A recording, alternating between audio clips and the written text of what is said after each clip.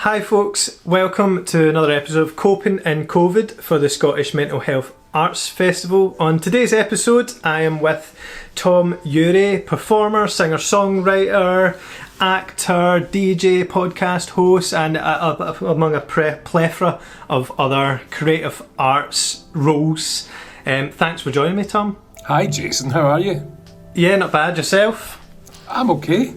I'm good this week. Again, thanks very much for taking some time to chat. No problem at all. Really appreciate it. Yeah, for those that are been living under a rock and maybe don't know who you are and what you get up to, if you could give yourself a little introduction about who you are. Oh God, it's so complicated. I'm a musician. That's the kind of main thing that I kind of identify as, possibly. I'm a musician who sometimes acts. I think that's probably the best description of what I do, because I've always felt when I get an acting job, I've always felt that I'm an imposter and I'm going to get found out. So I'm a musician. I'm a singer. I do a lot of writing of music. I've done some musical scoring and some writing for shows and stuff. That feels like my place in the world. But occasionally I go and be an actor, which is great fun. Brilliant. Yeah, a lot of people probably know you from acting. You've been in the Karen Dunbar show or Still Game. I'm sure that still follows you about quite a lot. It does. And etc. Now, obviously, this is part of the Scottish Mental Health Arts Festival. We're here to talk about COVID with the kind of overall theme of normality and what that is, and has that changed? The term "a new norm" is the new norm has kind of been bandied about, and we're going to get into that. But first of all, we're going to rewind a little bit back to, say, start of 2020. Now, I've known you for a while, and I know you're a man that's always doing events. You're always performing. I've seen you perform a lot, and it always seems like you're doing different things here and there. So if we look at life before COVID hit, what was your kind of calendar? What kind of stuff did you usually get up to, or did you fill your time with? Well, 2019 had been a really exciting year for me because I had got I did a lot of different stuff. I worked, the kind of main biggest thing I did was I wrote all the music for Still Game at the Hydro, the final farewell. And I worked on that for about 2 months with them. I co-wrote all the songs with Ford and Greg, which was an experience. It was an absolute amazing riot. And also I got a couple of really good acting roles that year as well. I was in a series called Guilt, and then I was in a movie called Elizabeth is Missing with Glenda Jackson, Dame Glenda Jackson, who's a 2-time Oscar winner for Best Actress, and that freaked me out. I only had one scene, but it was with her, so I was like, oh no, she's gonna know I can't act. She's gonna know. But she was lovely. It was fine. But no, so I had 2019 was kind of my year of that's what I do. So there was a lot of music, there was a lot of acting. I did some hosting and some comparing and a lot of DJing as well, which I love. Yeah. And so 2019 was a kind of, if I had to choose a year out of my life to live again, it would be that year, because it just was fantastic. And then, of course, it's followed by 2020, which, yeah, not a year you would have chose to relive 2020. Not particularly. So I can assume that after 2019 you were probably quite positive looking into 2020 then. Yeah. And must have been looking forward to what that year had in store, since 2019 was so good. Did you have quite a lot of aspirations for the year ahead? You can never have plans. You can never really make plans or have aspirations. You can hope for stuff, but especially with acting, it's completely unreliable. You can't say, well, I'll get work this year, because you might go 5-6 years without a job. It's really bizarre.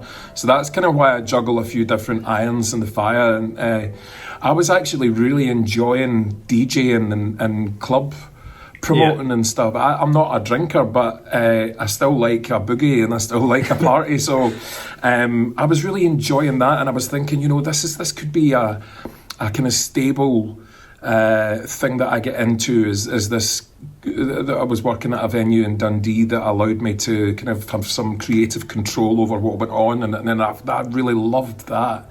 And that's going to hopefully be happening again as soon as this is all over. But I just like things to change all the time. I'm never happy stuck in the one place for a long period of time, and I'm not great with repetition. That's why I'm not good with panto. That's why yeah, after a couple of weeks I'm bitter. You know what I mean? So I like things to be fluid and to change, and the stuff I was doing with the venue in Dundee was different every week, you know. So the same with River City when I did that. It never felt stagnant or trapped or anything, because you never knew what was coming up next. You know, the following week there'd be a new storyline or new actors or new characters coming in. So that didn't fall into that category of being stuck in something. That was really fluid and really ever changing, and suited my attention span, which is a challenge at times. Yeah. So as you said, not one to sit still. What was your kind of initial thoughts then when, you know, I know kind of at Christmas time we had heard that there was this new virus, but I think, not speaking for everyone, but a lot of the times this happens and we think, oh, it's not going to come here, and we're okay, it's the other side of the world. When that started approaching in Europe and coming over here, what were your initial sort of thoughts at that time? I thought it was going to be another swine flu or another bird flu or something like that, something that, you know, or Ebola, something that you get the jitters about for a few weeks and then it doesn't happen. But on the other hand, I had been kind of doing a lot of reading about pandemics and how they happen, and it was kind of becoming obvious, and a lot of people were saying that every 100 years there's a thing. And so when it's at the beginning of 2020 when they started talking about this, there was a part of me going, wow, I wonder if this is my generation's thing. Yeah. I wonder if my Generation X.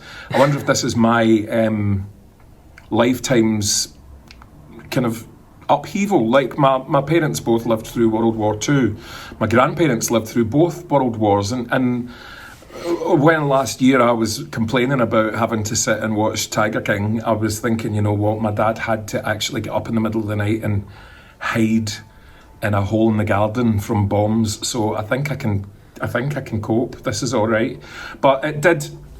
I didn't think it was going to happen like this. What I did think, and I think everybody thought this, I thought it was going to be 3 weeks.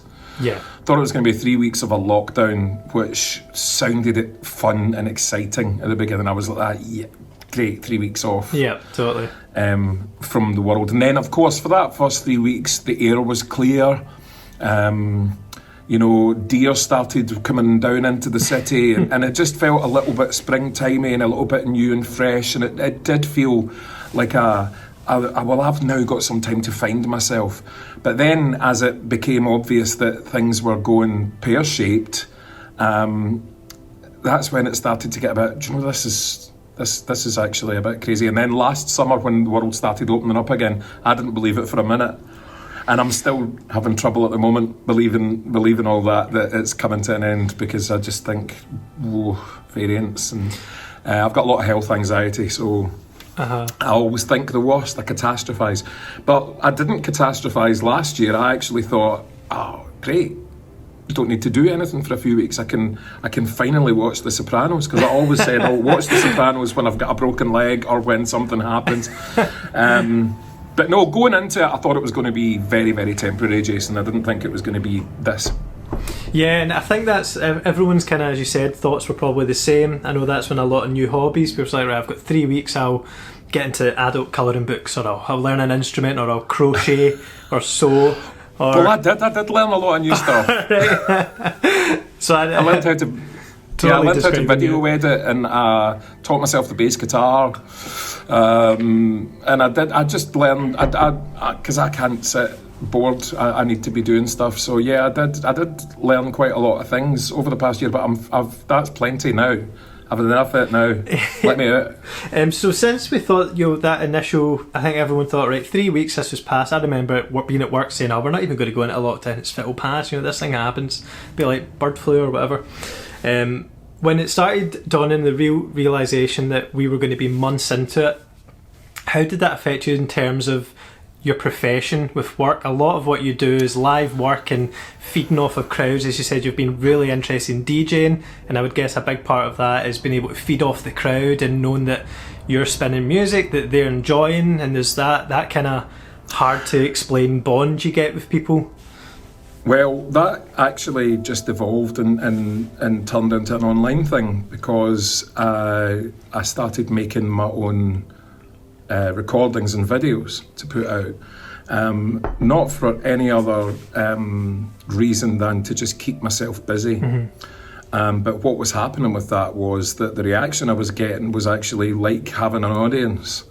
And it was that kind of, God, you know, every performer's got an ego. So if somebody were, that's great, I would go, I did something good. Yeah. So when I did Bohemian Rhapsody, which actually you were going to be doing with me. I was going to. But then I decided to sing the guitar solo, and that's the thing, that ended up being the thing that people went, listen to this guy singing, Brian May. Well, we will do something when this is over, but that kind of got me going with it. So I now...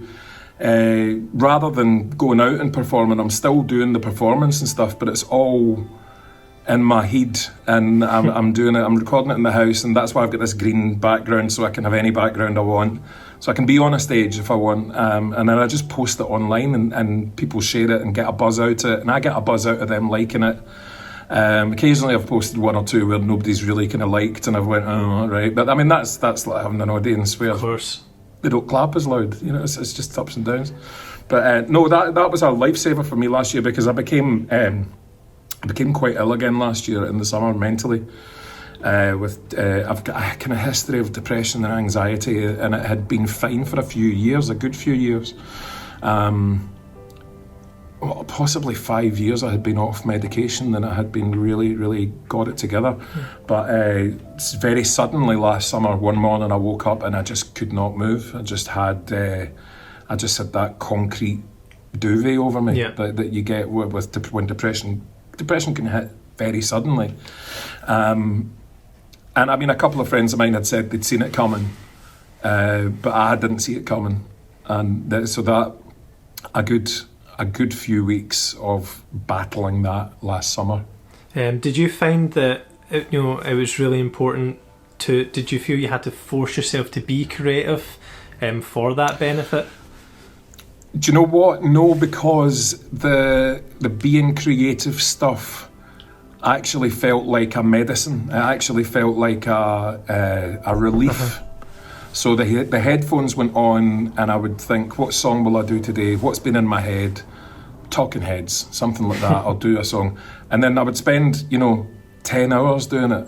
I would stop for a coffee and everything, but I would get right into it, and it would distract me from my own head, or, and when I was really ill with depression, I wasn't really able to do anything, because there was a wee while where I just couldn't even open my eyes because it was so bad.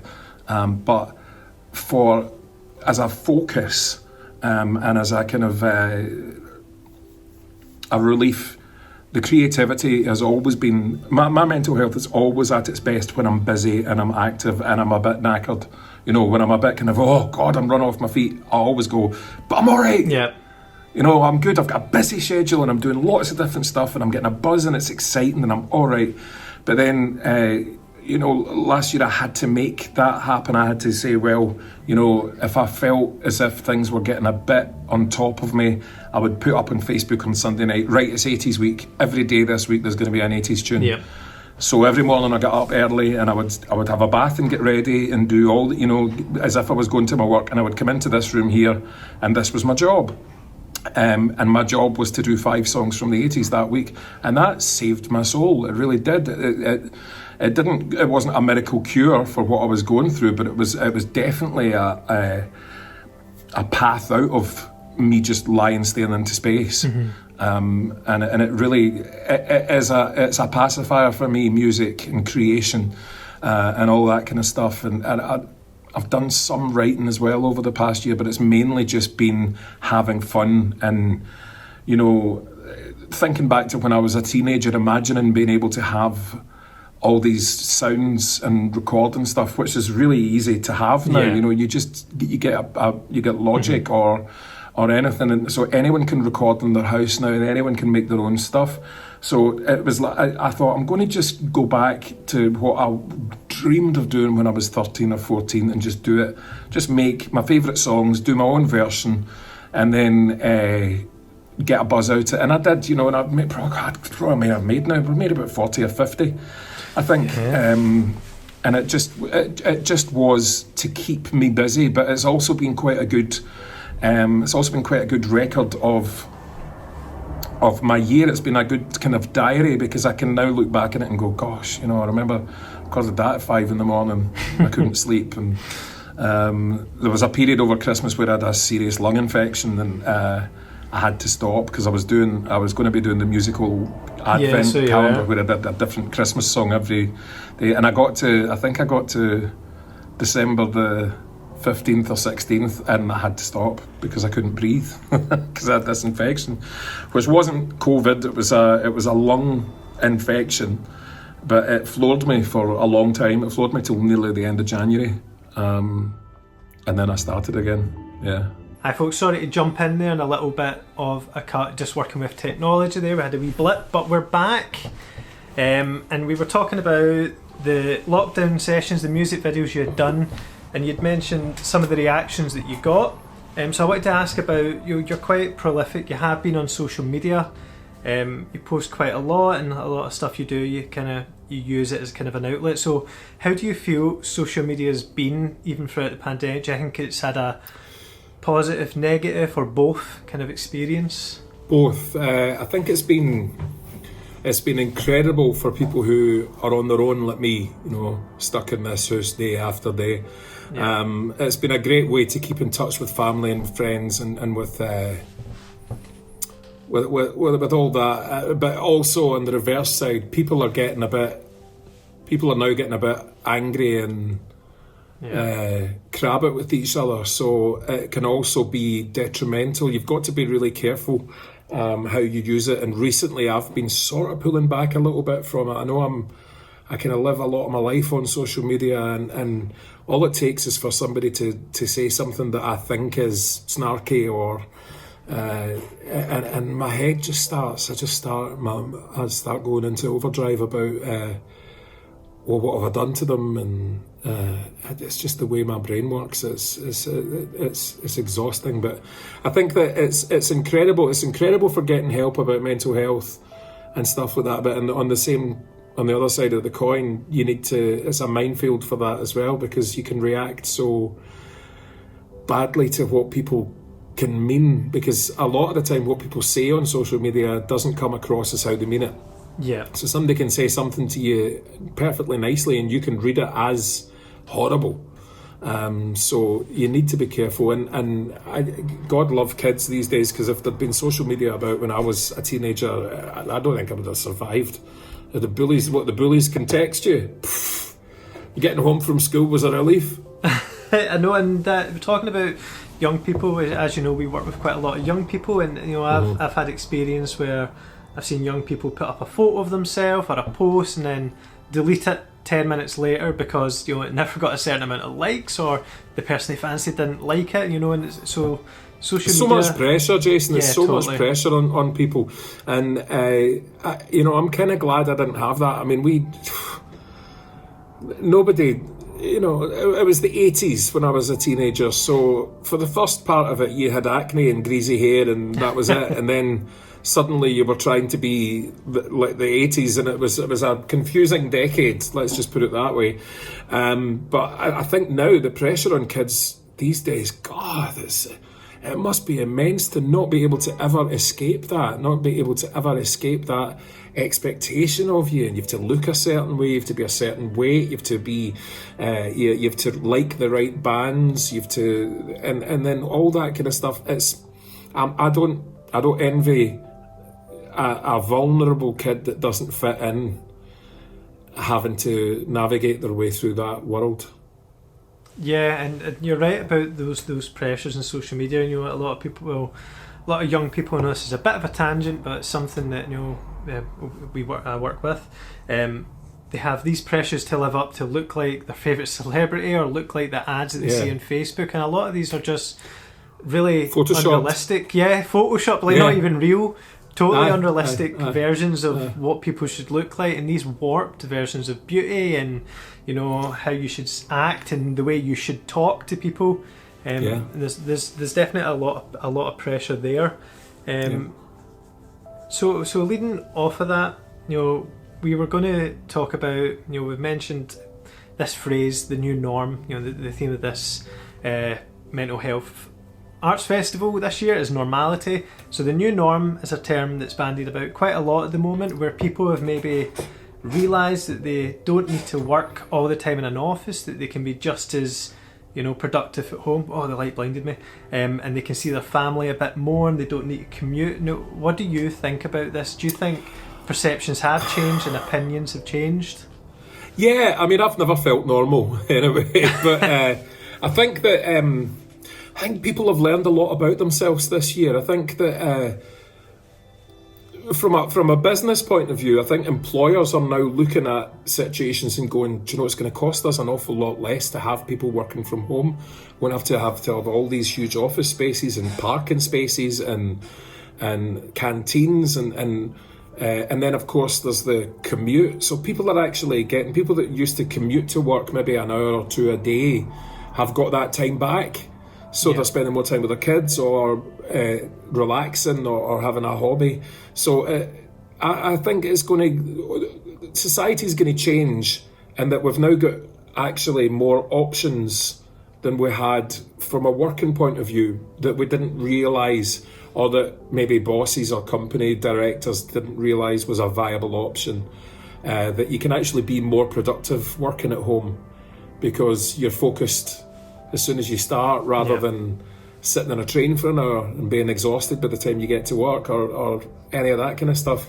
I like the idea of working from home. If I had been in an office, I would rather be at home, because you can choose the coffee you're drinking, and you can have a break, and especially for people that are carers, or for people that have got a dog or kids or something, it might, you know, I think it's different for everybody. I think everybody's going to have a different opinion on it, but I think that the option is now going to be there for more and more people to work from home and to change the way they look at the world and the way they behave in it, and to say, do you know what, working 5 days a week, leaving the house at 7 a.m, not getting back in until 7-8 o'clock at night was no way to live.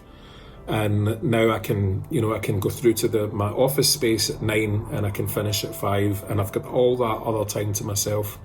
And I think it's going to be a societal change, which will be a good thing. It'll be one of the good things that comes out of this, because it'll also be good for the environment, because the commute won't be as busy. And it might be a balance between the two. It might be people going into the office 2 or 3 days a week and working from home the rest of the time. But the new normal is good.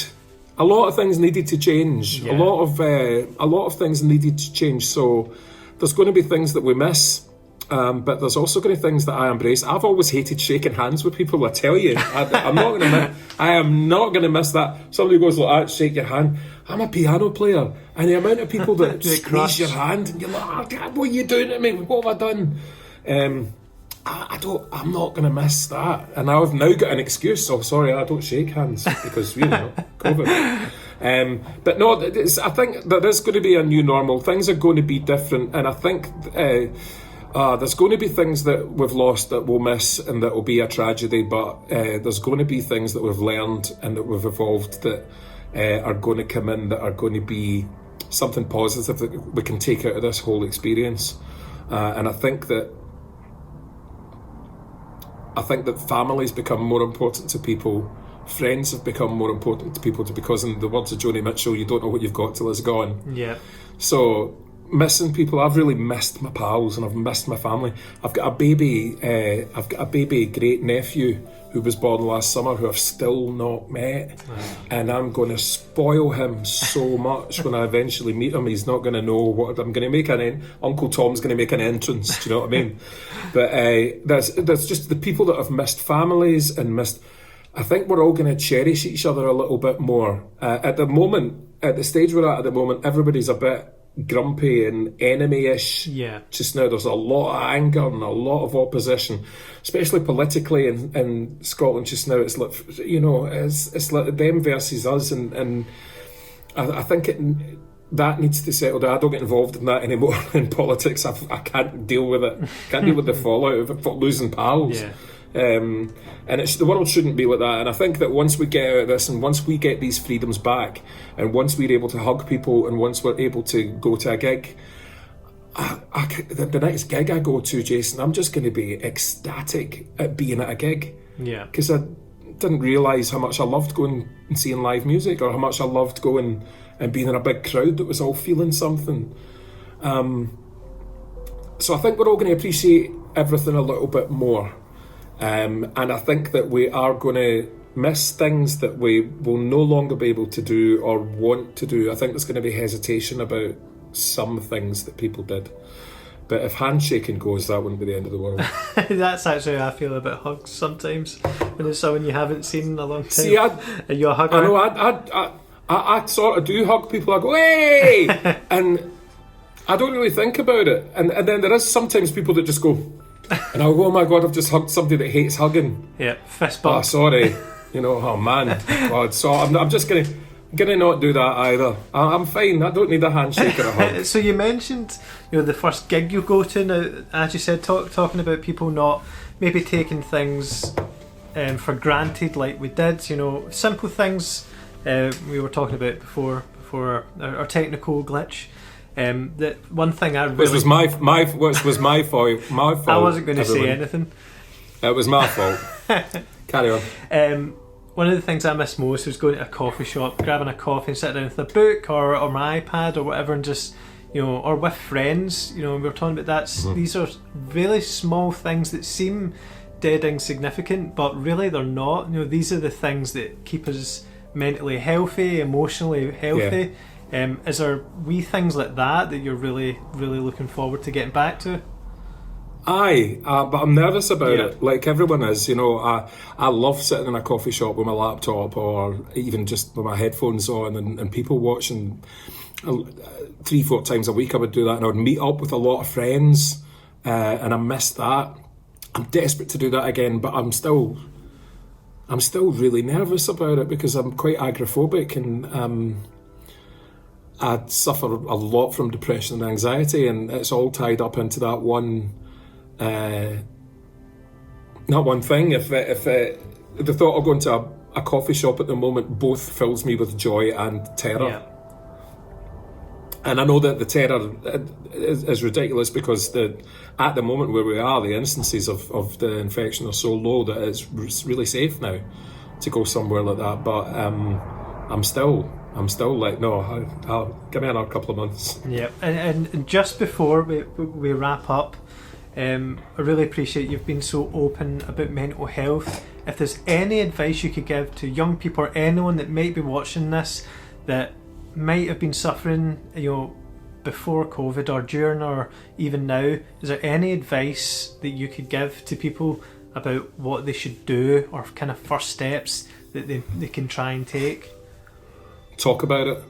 Tell your pals. Tell a pal. Tell your doctor. Because your doctor isn't immediately going to prescribe you pills. Your doctor will try and figure out what's wrong and suggest solutions. I started a podcast last year called Swim for Land, which was all about getting people to talk about this, because my generation are bad at talking about mental health. We've still got the stigma of, oh no, I don't know, I'm alright, fine. Well, we're getting better at it, because my generation is Generation X, which is the Friends age, which is like Joey, Chandler, Monica. That's my age. So we're getting better at it. Generation up from us are still, no, we're fine generally, but kids, teenagers, young adults, people in their 30s are getting, I'm so full of admiration for people that talk openly about mental health. So when I started Swim for Land, I wanted to talk to people that were sort of a few of them were my generation, a few of them were younger, but I just wanted a kind of broad spectrum of people to talk about it, so that it kind of opened the dialogue, so that people can say, oh, well, I've seen Janie Godley talking about it, I've seen Ashley Storey, or Gail Porter talks about it. So it's a license to be able to not feel okay. Yeah. Because as soon as you hear somebody else saying a thing that you thought, if somebody else comes out with some terror that you've had in your head that you thought only you experienced, you go, oh, I'm not a demon. Yeah. I'm not, it's actually anxiety, it's depression, it's something that can be sorted. Yeah. So whatever you're feeling, however trapped you feel, and I've been there, I know how, when you're in that situation where you feel completely hopeless, it's impossible to see a way out. It's impossible to see a way out.